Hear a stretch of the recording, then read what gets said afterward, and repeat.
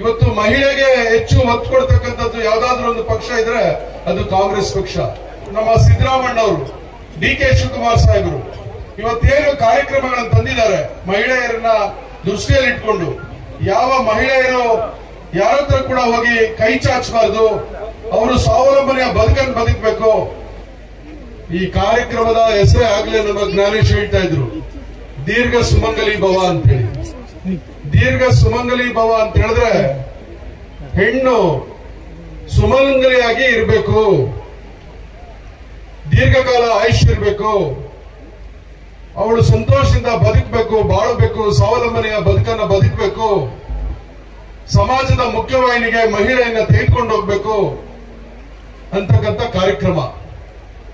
ಬಹುಶಃ ಈ ಕಾರ್ಯಕ್ರಮದ ಆಲೋಚನೆ ಆದಿನಾರಾಯಣರವರಿಗೆ ಮತ್ತೆ ನಮ್ಮೆಲ್ಲ ಹಿರಿಯ ಮುಖಂಡರಿಗೆ, ವಿಶೇಷವಾಗಿ ಪಾಪ ಇವತ್ತು ನೀಲಕಂಠಣ್ಣವ್ರು ಇಲ್ಲ ನಮ್ಮ ಜೊತೆಗೆ, ಮಾಜಿ ಬ್ಲಾಕ್ ಕಾಂಗ್ರೆಸ್ನ ಅಧ್ಯಕ್ಷರು, ಈ ಕಾರ್ಯಕ್ರಮವನ್ನ ರೂಪಿಸತಕ್ಕಂಥ ಸಂದರ್ಭದಲ್ಲಿ ಅವರು ಹೆಚ್ಚು ಪಾತ್ರವನ್ನು ವಹಿಸಿ ಈ ಕಾರ್ಯಕ್ರಮವನ್ನು ಅತ್ಯಂತ ಯಶಸ್ವಿಯಾಗಿ ಇಡೀ ತಾಲೂಕಿನಾದ್ಯಂತ ಮಾಡಬೇಕು ಅಂತೇಳಿ ಇದ್ದಂತವ್ರು ಇವತ್ತು ನಮ್ಮ ಜೊತೆಗಿಲ್ಲ. ಅವರನ್ನು ಕೂಡ ಈ ಸಂದರ್ಭದಲ್ಲಿ ನೆನೆಸ್ಕೊಳ್ತಾ ಇದೊಂದು ವಿಶೇಷವಾದಂತ ಕಾರ್ಯಕ್ರಮ.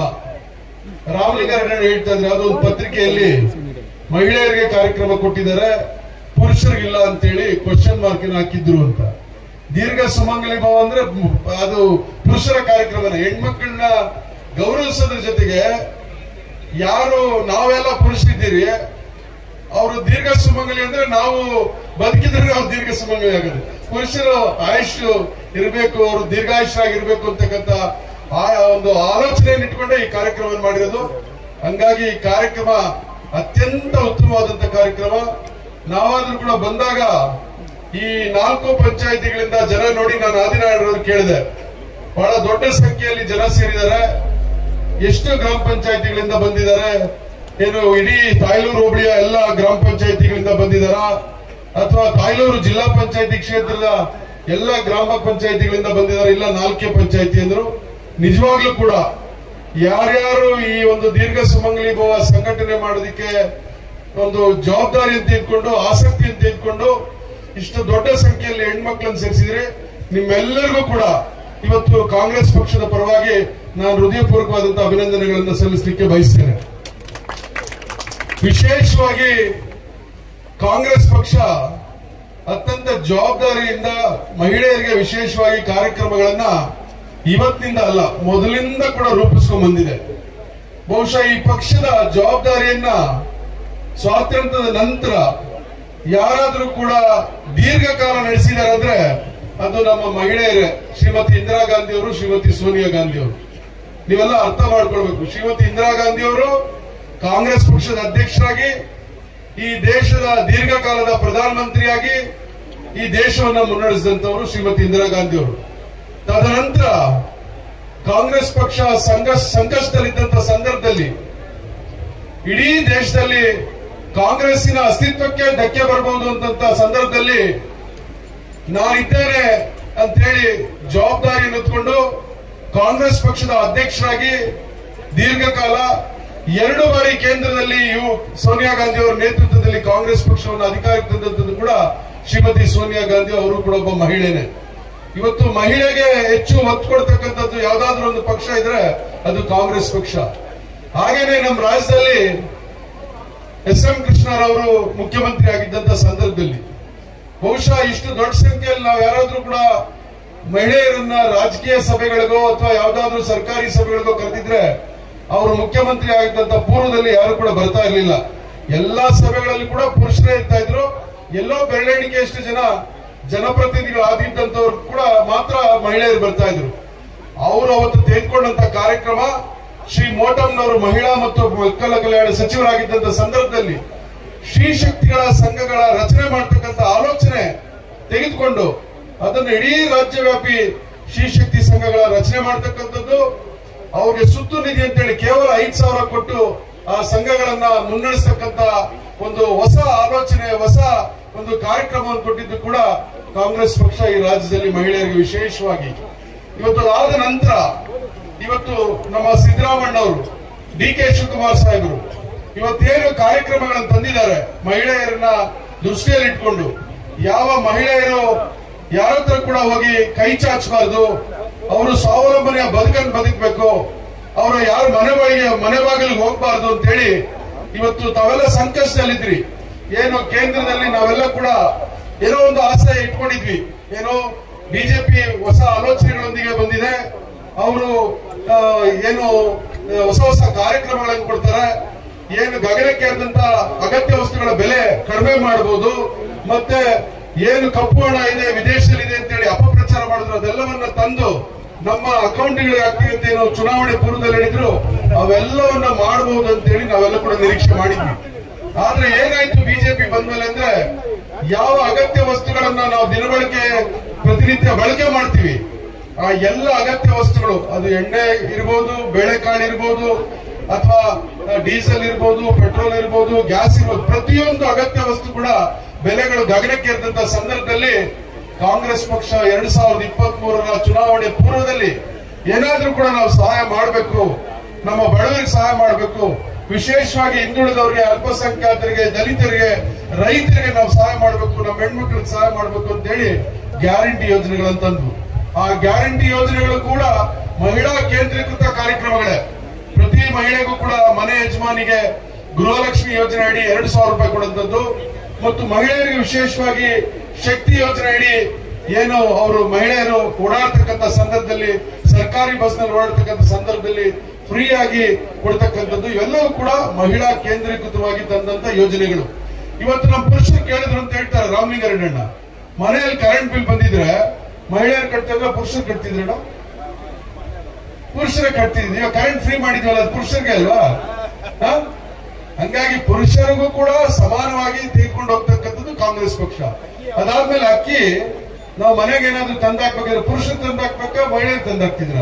ಪುರುಷರೇ ತಂದಾಕ್ತಿದ್ವಿ. ಇವತ್ತು ಅಕ್ಕಿ 10 kg ಫ್ರೀ ಕೊಟ್ಟಿದೀವಿ ಅಂದ್ರೆ ಅದು ಪುರುಷರಿಗೆ ಕೊಟ್ಟಿರ್ತದಲ್ಲ, ಪುರುಷರಿಗೂ ಕೂಡ ನಮ್ಮ ಪಕ್ಷ ಕಾರ್ಯಕ್ರಮ ಕೊಟ್ಟಿದೆ. ಪಾಪ ಪತ್ರಿಕೆಯಲ್ಲಿ ವರದಿ ಮಾಡೋರು ಕೂಡ ಅರ್ಥ ಮಾಡ್ಕೊಳ್ಬೇಕು, ಕಾಂಗ್ರೆಸ್ ಪಕ್ಷ ಪುರುಷರಿಗೂ ಮಹಿಳೆಯರಿಗೂ ಸಮಾನವಾಗಿ ಕಾರ್ಯಕ್ರಮಗಳು ಕೊಡ್ತದೆ. ಆದ್ರೆ ಹೆಚ್ಚು ಮಹಿಳೆಯರಿಗೆ ಯಾಕೆ ಕೊಡ್ತದೆ ಅಂದ್ರೆ, ಇವತ್ತು ನಮ್ಮ ದೇಶದ ಒಟ್ಟು ಜನಸಂಖ್ಯೆಯಲ್ಲಿ ಇವತ್ತು ಮಹಿಳೆಯರು ಹೆಚ್ಚು ಸಂಖ್ಯೆಯಲ್ಲಿದ್ದಾರೆ. ಪುರುಷರಿಗೆ ಸರಿ ಸಮಾನವಾಗಿ ಇವತ್ತು ಹೆಚ್ಚು ಮಹಿಳೆಯರ ಜನಸಂಖ್ಯೆ ಇರೋದ್ರಿಂದ ಈ ಸಮಾಜವನ್ನ ಮುನ್ನಡೆ ತೆಗೆದುಕೊಂಡು ಹೋಗ್ಬೇಕಾದ್ರೆ, ಈ ಸಮಾಜವನ್ನು ಅಭಿವೃದ್ಧಿಯ ಕಡೆ ತೆಗೆದುಕೊಂಡು ಹೋಗ್ಬೇಕಾದ್ರೆ ಮಹಿಳೆಯರು ಹೆಚ್ಚು ಪಾತ್ರ ವಹಿಸಬೇಕು, ಮಹಿಳೆಯರು ಹೆಚ್ಚು ಸಕ್ರಿಯವಾಗಿರ್ಬೇಕು, ಮಹಿಳೆಯರು ಹೆಚ್ಚು ಸಮಾಜದಲ್ಲಿ ಆಗ್ತಕ್ಕಂಥ ಎಲ್ಲ ಆಗುವವುಗಳಲ್ಲಿ ತೊಡಗಿಸ್ಕೊಬೇಕು ಅಂತ ಹೇಳಿ ಮಹಿಳಾ ಕೇಂದ್ರೀಕೃತವಾದಂತಹ ಕಾರ್ಯಕ್ರಮಗಳನ್ನ ನಾವಿವತ್ತು ಕೊಡ್ತಾ ಇದ್ದೀವಿ, ಇದು ಕಾಂಗ್ರೆಸ್ ಪಕ್ಷ. ಹಂಗಾಗಿ ಇವತ್ತು ವಿಶೇಷವಾಗಿ ಮಹಿಳೆಯರಿಗೆ ರಿಸರ್ವೇಶನ್ ಅನ್ನ ಕರ್ನಾಟಕ ರಾಜ್ಯದಲ್ಲಿ ಎಲ್ಲ ಸ್ಥಳೀಯ ಸಂಸ್ಥೆಗಳಲ್ಲಿ, ಅದು ನಗರ ಸ್ಥಳೀಯ ಸಂಸ್ಥೆಗಳಿರ್ಬೋದು, ಗ್ರಾಮೀಣ ಭಾಗದಲ್ಲಿ ಸ್ಥಳೀಯ ಸಂಸ್ಥೆಗಳಿರ್ಬೋದು, ಎಲ್ಲ ಸ್ಥಳೀಯ ಸಂಸ್ಥೆಗಳಲ್ಲಿ ಇವತ್ತು ಮಹಿಳೆಯರಿಗೆ ವಿಶೇಷವಾಗಿ ಮೀಸಲಾತಿಯನ್ನು ತಂದು ಅವಕಾಶಗಳನ್ನ ಮಾಡಿಕೊಟ್ಟಿರ್ತಕ್ಕಂಥದ್ದು ಕೂಡ ಇವತ್ತು ಕಾಂಗ್ರೆಸ್ ಪಕ್ಷ. ಹಂಗಾಗಿ ಕಾಂಗ್ರೆಸ್ ಪಕ್ಷಕ್ಕೆ ಒಂದು ಜವಾಬ್ದಾರಿ ಇದೆ, ಕಾಂಗ್ರೆಸ್ ಪಕ್ಷಕ್ಕೆ ಒಂದು ಬದ್ಧತೆ ಇದೆ. ಅದನ್ನು ಅರ್ಥಕೊಂಡು ಇವತ್ತು ಕಾಂಗ್ರೆಸ್ ಪಕ್ಷದ ಒಬ್ಬ ಮುಖಂಡರಾಗಿ ಇವತ್ತು ನನಗೆ 68,000 ಮತ ಹಾಕಿದ್ದಾರೆ ಈ ಮುಳಬಾಗಿಲು ತಾಲೂಕಿನಲ್ಲಿ. ಅವರ ಋಣವನ್ನು ತೀರ್ಸತಕ್ಕಂಥ ಕೆಲಸವನ್ನು ನಾನು ಮಾಡಬೇಕು ಅಂತ ಹೇಳಿ ಇವತ್ತು ಈ ದೀರ್ಘ ಸುಮಂಗಲಿ ಭವ ಕಾರ್ಯಕ್ರಮವನ್ನ ಅತ್ಯಂತ ಆಸಕ್ತಿಯನ್ನು ತೆಗೆದುಕೊಂಡು, ವಿಶೇಷವಾದಂತಹ ಕಾಳಜಿಯನ್ನು ತೆಗೆದುಕೊಂಡು, ನಮ್ಮ ಎಲ್ಲ ಮುಖಂಡರುಗಳನ್ನ ಒಳಗೊಂಡು ಎಲ್ಲರನ್ನು ವಿಶ್ವಾಸಕ್ಕೆ ತೆಗೆದುಕೊಂಡು ಈ ಕಾರ್ಯಕ್ರಮವನ್ನು ಅತ್ಯಂತ ಯಶಸ್ವಿಯಾಗಿ ಇವತ್ತು ನಮ್ಮ ಆದಿನಾರಾಯಣರವರು ಮಾಡ್ತಾ ಇದ್ದಾರೆ. ಇವತ್ತು ನಮ್ಮ ಕೊತ್ತೂರು ಮಂಜು ಅವರು ಹೇಳಿದ್ರು, ಅಣ್ಣ ನನಗೆ 73,000 ಓಟ್ ಬಂದಿತ್ತು, ನಾನು 33,000 ಓಟಲ್ ಗೆದ್ದೆ ಅಲ್ವಾ ಸರ್? 33,000 ಓಟಲ್ ಗೆದ್ದೆ. ಅದಾದ್ಮೇಲೆ ನಾಗೇಶ್ ಅವ್ರಿಗೂ ಕೂಡ 74,000 ಓಟ್ ಬಂದಿತ್ತು. ಇಲ್ಲ ಸರ್, 74 ನೋಡಿದೆ ನಾನು. ನಾಗೇಶ್ ಅವ್ರಿಗೆ 74,000 ಓಟ್ ಬಂದಿತ್ತು, ಅವರು ಕೂಡ ಗೆದ್ರು. ಆದ್ರೆ ನಮ್ಮ ಆದಿನಾರಾಯಣ ಅವ್ರಿಗೆ 68,000 ಓಟ್ ಬಂದಿದೆ. ಅಂದ್ರೆ ನಮ್ಮ ಓಟ್ ಏನ್ ಕಡಿಮೆ ಆಗಿಲ್ಲ, 3,00,000 5,000 ಓಟ್ ಕಡಿಮೆ ಆಗಿದೆ ಬಿಟ್ರೆ ನಮ್ಮ ಓಟು 2018ರಲ್ಲಿ ಯಾವ ರೀತಿ ಇತ್ತು, 2013ರಲ್ಲಿ ಯಾವ ರೀತಿ ಇತ್ತು, 2023ರಲ್ಲಿ ಇದೆ. ಆದ್ರೆ ಎಲ್ಲೋ ಒಂದ್ ಕಡೆ ನಾವು ಚುನಾವಣೆ ಮಾಡ್ತಕ್ಕಂಥದ್ರಲ್ಲಿ ಎಡವಿದೀವಿ ಏನೋ. ಹಂಗಾಗಿ ಇವತ್ತು ನಾವು ಆದಿನಾರಾಯಣರವರ ಸೋಲನ್ನ ಕಾಣಬೇಕಾಯ್ತು. ಆದ್ರೆ ಸೋಲಿಗೆ ಧೃತಿಗೆಡದೆ ಸೋಲನ್ನ ಮುಂದಿನ ಗೆಲುವಿನ ಮೆಟ್ಟಿಲನ್ನಾಗಿ ಮಾಡ್ಕೊಳ್ಬೇಕು ಅಂತ ಹೇಳಿ, ಸೋಲನ್ನ ಮುಂದಿನ ಗೆಲುವಿಗೆ ಮೆಟ್ಟಿಲಾಗಿ ಮಾಡ್ಕೊಳ್ಬೇಕು ಅಂತ ಹೇಳಿ ಇವತ್ತು ಈ ಒಂದು ಕಾರ್ಯಕ್ರಮಗಳನ್ನ ಮಾಡ್ತಾ ಇದ್ದಾರೆ. ನನಗಂತೂ ಕೂಡ ಬಹಳ ಸಂತೋಷ ಆಯ್ತು, ನಾನು ಕೂಡ ಬರಬೇಕಾಗಿತ್ತು. ವೇಮಗಲ್ನ ಚುನಾವಣೆ ಪ್ರಚಾರದಲ್ಲಿ ಇರಬೇಕಾಗಿದ್ರಿಂದ ಅವತ್ತು ನಾನು ಮತ್ತು ಮಂಜಣ್ಣ ಮಾತನಾಡ್ಕೊಂಡು ಅವರು ಕೂಡ ಇರ್ಬೇಕಾಯ್ತು ವೇಮಗಲಲ್ಲಿ. ಇಲ್ಲ ಆದಿನಾರಾಯಣರವ್ರ ಜೊತೆಗೆ ನಾವು ನಿಲ್ಲಬೇಕು. ಹಂಗಾಗಿ ನೀವು ದಯಮಾಡಿ ಮುಳಬಾಗಿಲಿನ ಉದ್ಯೋಗ ಮೇಳಕ್ಕೆ ಹೋಗಿ ಬನ್ನಿ, ನಾನು ಇಲ್ಲಿ ವೇಮಗಲ್ನಲ್ಲಿ ಇರ್ತೀನಿ ಅಂತ ಹೇಳಿ ಅವತ್ತು ಬರೋದಕ್ಕಾಗಿಲ್ಲ. ಬಹಳ ಅಚ್ಚುಕಟ್ಟಾಗಿ ಇವತ್ತು ದೀರ್ಘ ಸುಮಂಗಲಿ ಭವ ಆಗ್ಬೋದು, ಉದ್ಯೋಗ ಮೇಳ ಆಗ್ಬೋದು, ಈ ರೀತಿಯ ಏನು ಜನಮುಖಿ ಸಮಾಜಮುಖಿಯಾದಂತಹ ಕಾರ್ಯಕ್ರಮಗಳನ್ನ ಇವತ್ತು ಅತ್ಯಂತ ಯಶಸ್ವಿಯಾಗಿ ಮಾಡ್ಕೊಂಡು ಬರ್ತಾ ಇದ್ದಾರೆ. ಹೀಗಾಗಿ ಮುಂದಿನ ದಿವಸಗಳಲ್ಲಿ ಇನ್ನಷ್ಟು ಒಳ್ಳೆ ಒಳ್ಳೆ ಕಾರ್ಯಕ್ರಮಗಳನ್ನು ರೂಪಿಸೋದ್ರ ಮೂಲಕ ಈ ಭಾಗದ ಜನರ ವಿಶ್ವಾಸವನ್ನು ಗಳಿಸಿ ಈ ಭಾಗದ ಎಲ್ಲ ಮುಖಂಡರನ್ನ ಒಟ್ಟಾಗಿ ತೆಗೆದುಕೊಂಡು ಹೋಗೋದ್ರ ಮೂಲಕ 2028ರ ಚುನಾವಣೆಯಲ್ಲಿ ಕಾಂಗ್ರೆಸ್ ಪಕ್ಷ ಇವತ್ತು ಮುಳಬಾಗಿಲು ಕ್ಷೇತ್ರದಲ್ಲಿ ಗೆಲ್ತಕ್ಕಂಥ ಎಲ್ಲ ಅವಕಾಶಗಳಿರೋದ್ರಿಂದ ನಾವೆಲ್ಲ ಕೂಡ ಒಗ್ಗಟ್ಟಾಗಿ ಕೆಲಸ ಮಾಡಬೇಕು. ಯಾಕೆ ಇಲ್ಲಿ ಕಾಂಗ್ರೆಸ್ ಪಕ್ಷ ಗೆಲ್ತದೆ ಅಂತಂದ್ರೆ ಈ ಏನು ವೇದಿಕೆ ಮೇಲಿರ್ತಕ್ಕಂಥ ಮುಖಂಡರು ಮತ್ತು ವೇದಿಕೆ ಮುಂಭಾಗದಲ್ಲಿರ್ತಕ್ಕಂಥ ಮುಖಂಡರು ನೀವೆಲ್ಲ ಕೂಡ ಅತ್ಯಂತ ಬಲಿಷ್ಠವಾದಂತಹ ನಾಯಕತ್ವ ಇರ್ತಕ್ಕಂಥವ್ರು. ನೀವೆಲ್ಲ ಕೂಡ ಇವತ್ತು 2008ರಲ್ಲಿ ಕಾಂಗ್ರೆಸ್ ಅನ್ನು ಗೆಲ್ಸಿದ್ರಿ, 2013ರಲ್ಲಿ ಮಂಜುನಾಥ್ ಅವರನ್ನು ಗೆಲ್ಸಿದ್ರಿ. ಮಂಜುನಾಥ್ ಅವರು ಅವತ್ತು ಪಕ್ಷೇತರರಾಗಿ ನಿಂತಿದ್ರು ಕೂಡ ಅದು ಕಾಂಗ್ರೆಸ್ನ ಗೆಲುವೆ. ಇಡೀ ಕಾಂಗ್ರೆಸ್ ಅವ್ರ ಜೊತೆಗೆ ನಿಂತು ಚುನಾವಣೆ ನಡೆಸಿದ್ರು. ಅದಾದ ನಂತರ 2018ರಲ್ಲಿ ಕೂಡ ನಾಗೇಶ್ ಅವರು ಅವತ್ತು ಪಕ್ಷೇತರರಾಗಿ ನಿಂತರು ಕೂಡ ಅದು ಕೂಡ ಕಾಂಗ್ರೆಸ್ನ ಗೆಲುವೆ. ಕಾಂಗ್ರೆಸ್ನ ಮುಖಂಡರು ಎಲ್ಲರೂ ಒಟ್ಟಾಗಿ ಕೆಲಸ ಮಾಡಿದಂಥದ್ದು.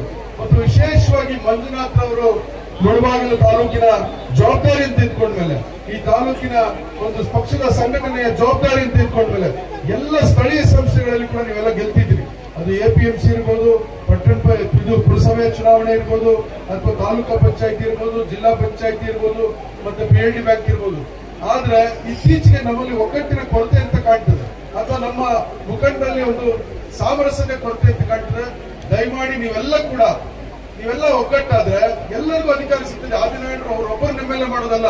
ಇವತ್ತು ಆದಿನಾರಾಯಣರು ಒಬ್ಬರು MLA ಆದ್ರೆ ಸ್ಥಳೀಯ ಸಂಸ್ಥೆಗಳಲ್ಲಿ ಎಲ್ಲರಿಗೂ ಜಿಲ್ಲಾ ಪಂಚಾಯತಿಯಲ್ಲಿ ಅವಕಾಶ ಸಿಗ್ತದೆ, ತಾಲೂಕ್ ಪಂಚಾಯತಿಯಲ್ಲಿ ಅವಕಾಶ ಸಿಗ್ತದೆ, PLD ಬ್ಯಾಂಕ್ ಅಲ್ಲಿ ಅವಕಾಶ ಸಿಗ್ತದೆ, DAPCMS ಅಲ್ಲಿ ಅವಕಾಶ ಸಿಗ್ತದೆ, ಪುರಸಭೆ ನಗರಸಭೆಯಲ್ಲಿ ಅವಕಾಶ ಸಿಗ್ತದೆ. ಈ ರೀತಿ ಎಲ್ಲ ಅವಕಾಶಗಳನ್ನ ಗ್ರಾಮ ಪಂಚಾಯತಿಗಳಲ್ಲಿ ಎಲ್ಲ ಅವಕಾಶಗಳು ಸಿಗ್ತದೆ. ಹಂಗಾಗಿ ನೀವೆಲ್ಲ ಕೂಡ ಒಗ್ಗಟ್ಟಾಗಿ ಏನು ಮಂಜುನಾಥ್ ಅವರ ಮಾರ್ಗದರ್ಶನದಲ್ಲಿ ಆದಿನಾರಾಯಣರವರ ನಾಯಕತ್ವದಲ್ಲಿ ಎಲ್ಲ ಮುಖಂಡರು ಒಗ್ಗಟ್ಟಾಗಿ ಕೆಲಸ ಮಾಡಿದ್ರೆ ಮುಳಬಾಗಲ್ಲಿ ಕಾಂಗ್ರೆಸ್ ಗೆಲ್ಲದು 100% ಸತ್ಯ. ಪೂರ್ವದಲ್ಲಿ ಸೂರ್ಯ ಹುಟ್ಟದಷ್ಟು ಸತ್ಯನೋ ಮುಳಬಾಗಲಲ್ಲಿ ಕಾಂಗ್ರೆಸ್ ಪಕ್ಷ ಗೆಲ್ಲದು ಕೂಡ ಅಷ್ಟೇ ಸತ್ಯ. ಹಂಗಾಗಿ ನಾನು ಮತ್ತೊಮ್ಮೆ ತಮ್ಮೆಲ್ಲರಲ್ಲೂ ಕೂಡ ಕೇಳ್ಕೊಳ್ಳೋದಿಷ್ಟೇ, ನೀವೆಲ್ಲ ಕೂಡ ನಮ್ಮ ನಾಯಕರಾದಂತ ಮಂಜುನಾಥ್ ಮತ್ತು ಆದಿನಾರಾಯಣರ ಜೊತೆಗೆ ನಿಲ್ಬೇಕು. ವಿಶೇಷವಾಗಿ ನಮ್ಮ ತಾಯಂದ್ರು ನಮ್ಮ ತಾಯಂದ್ರು ನೀವೆಲ್ಲ ಕೂಡ ಆದಿನಾರಾಯಣರವರಿಗೆ ಮತ್ತು ಕಾಂಗ್ರೆಸ್ ಪಕ್ಷಕ್ಕೆ ಆಶೀರ್ವಾದ ಮಾಡಬೇಕು ಅಂತ ಹೇಳಿ ಇವತ್ತು ನನ್ನನ್ನು ಕೂಡ ಕರೆಸಿ ಗೌರವಿಸಿ ಇವತ್ತು ಮಾತನಾಡಕ್ಕೆ ಅವಕಾಶ ಕೊಟ್ಟಂತ ತಾಲೂಕಿನ ಎಲ್ಲ ಕಾಂಗ್ರೆಸ್ ಪಕ್ಷದ ಮುಖಂಡರಿಗೆ, ವಿಶೇಷವಾಗಿ ಬ್ಲಾಕ್ ಕಾಂಗ್ರೆಸ್ನ ಅಧ್ಯಕ್ಷರಿಗೆ ಮತ್ತು ಆದಿನಾರಾಯಣರವರಿಗೆ ವಂದಿಸಿ ನನ್ನ ಮಾತು ಮುಗಿಸ್ತೇನೆ. ನಮಸ್ಕಾರ. ಜೈ ಹಿಂದ್, ಜೈ ಕಾಂಗ್ರೆಸ್.